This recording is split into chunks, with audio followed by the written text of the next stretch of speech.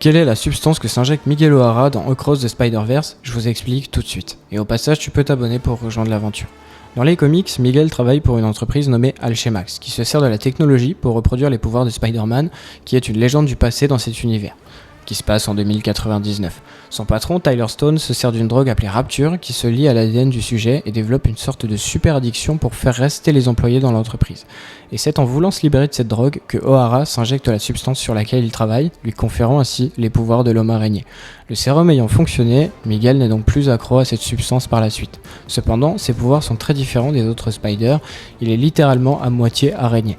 Ses yeux deviennent rouges, il a une force et une agilité incroyables et a également des crocs à la place de ses canines qui contiennent un puissant venin paralysant.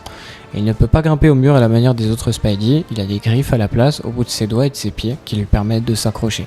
Sa toile se sécrète directement depuis son corps, comme le Spider-Man de Tobey Maguire. Il n'a pas de Spider-Sense, c'est d'ailleurs le seul, mais il peut voir plus loin et voir dans le noir, il est également très sensible à la lumière. Et c'est pour ça que Gwen l'appelle le Spider-Vampire. Vous l'avez donc compris, ce Spider est de base très différent des autres. Cependant, dans le film d'animation, ses pouvoirs sont encore différents. On peut voir dans le film que ces toiles ne sont pas sécrétées par son corps, mais sont des sortes de lasers qu'il peut projeter pour s'accrocher.